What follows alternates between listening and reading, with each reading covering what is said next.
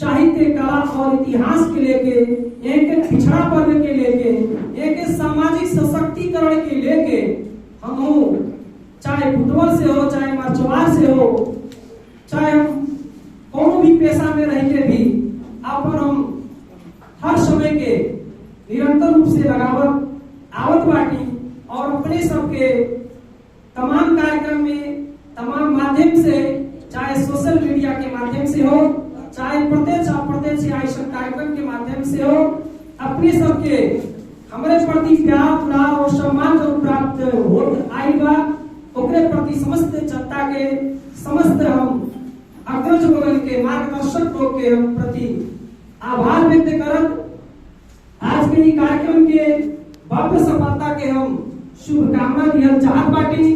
समय काफी विलंब भइले के नाते वक्ता लोग ज्यादा हुई है, ए नाते हम ज्यादा समय न लेके हम 2 मिनट और समय लिया चाहत बाटी अपने सबसे, और हम कुछ शब्द रखल चाहत बाटी। ई मर्चवार में एक तो सबसे बड़ा राजनीतिक परिवर्तन आइल बा, और वो राजनीतिक परिवर्तन का आइल बा कि मर्चवार के हर गांव पालिका में, हर वार्ड में एक आम जनता, जेके अंग्रेजी में ग्रास रूट लेवल पब्लिक कहल है, एक आम जनता जेकर पहुंच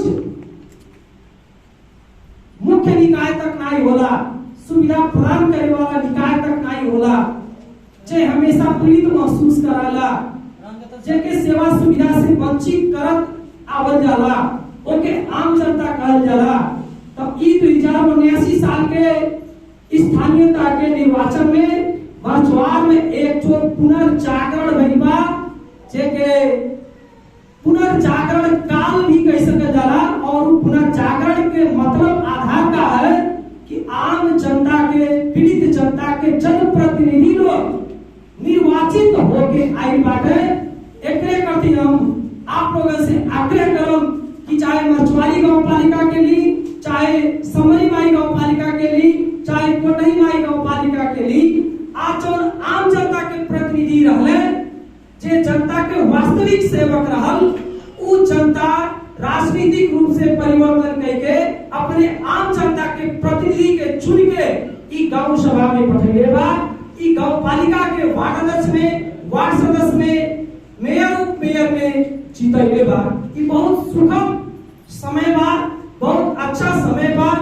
आम जनता के प्रतिनिधि जीतले के वजह से हमन के उम्मीद कर सकल जाता, आशा कर सकल जाता कि हमन के विकास भी बहुत ढंग से होई, बहुत बढ़िया से होई, पिछले समय के तुलना में भी और उत्तम तरीका के विकास होई। चाहे समरी माई के बात कही जा, चाहे मर्चवारी के, चाहे कोटही के, कोनो भी गांव पालिका के ले लिया जा।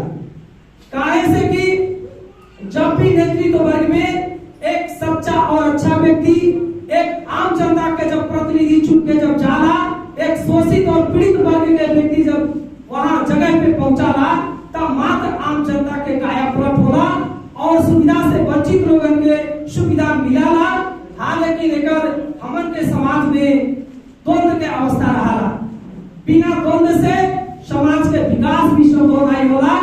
एकरे नाते एक जमाना से जो चलत और चूसत समाज का एक वर्ग बा, हमन के समाज में बा, एक शोषित वर्ग बा, वो हमन के समाज में बा। जवन वर्ग चूसले चलने में, शोषण कैले में ओकर आदत पड़ गई बा जोख के तरह, वो हमेशा जब आम जनता के सुविधा देखी, आम जनता के जनप्रतिनिधि के जब वो देखी, तो ओकरे कलेजा में तलवार के तरह घाव हो जाए, ई स्वाभाविक बा। लेकिन हमन के आम जनता जो बाटी, एक तो आम पब्लिक जो बाटी, हमन के अधिकार लेवे के समय आई बा, हमन के विकास करे के समय आई बा, हमन के समय देखे के, विकास देखे के समय आई बा। एनाते हमन के विकास अपने आंख से देखल जा, धैर्यता रखल जा, सलाह सुझाव दिहल जा। जगह जगह से आप लोगन के प्रतिनिधि, बड़ा अध्यक्ष लोग बाटे, बड़ा सदस्य लोग बाटे, उ लोगन से अपने सब सचेत होके काम लिहल जा। अपने कानूनी अधिकार के, अपने मौलिक अधिकार के, संविधान में जनता के धारा 16 से से लेके 46 तक 31 मौलिक अधिकार के व्यवस्था के लिए बा। वो 31 मौलिक अधिकार आप लोगन जानल जा और अधिकार के लिहल जा और कैसे लेवे के चाहिए। अधिकार खाली विरोध कैले से, कोरा विरोध कैले से, द्वंद्व छितरैले से, उत्पात मचोले से अधिकार के प्राप्ति नहीं होला। सामाजिक समाजशास्त्रीय सिद्धांत का आधार विकास के लिए जनता में जन चेतना चाहिए। जन चेतना के इस्तेमाल कई जा और विनाशवादी सोच से मुक्त बना जा, नकारात्मक सोच से मुक्त बना जा। सकारात्मक सोच से अगर आपका जनप्रतिनिधि भी गलत काम करता तो हम उनके जूता के माला लगाए नहीं कहा ई नहीं ठीक काम हो। आप अगर काम पकड़ के उसे सही काम लिखल जा, ओके सलाह सुझाव दिया जा, काम के बंद करा देने से, विध्वंस रच देने से विकास नहीं हुई। सुधार के तरफ जाए हमन के कर्तव्य हो, हमन के जनता काम हो। अगर एस्टिमेट के हिसाब से जनप्रतिनिधि काम नहीं करता तो आप लोग अनुगमन करता नहीं। आप अनुगमन कही जा, आप देखल जा जगह पे गांव पालिका के संबंधित निकाय में आए के कहल जा ये आपके कर्तव्य हो।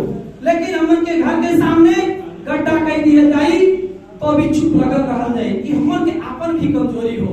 तो वास्तव में आदरणीय ये सभा में उपस्थित संपूर्ण उपस्थित महानुभावगण में हम आग्रह करो कि विकास और नेता लोगों से भी हम आग्रह करो कि विकास वास्तव में खाली भौतिक विकास ही विकास नहीं होला। भौतिक विकास ओके कहल जाला जहाँ ईटा, माटी, बालू, पानी, गिट्टी, सीमेंट के प्रयोग होला ओके भौतिक विकास कहल जाला। ओकरे साथ साथ आध्यात्मिक विकास और भौतिक विकास भी जरूरी होला।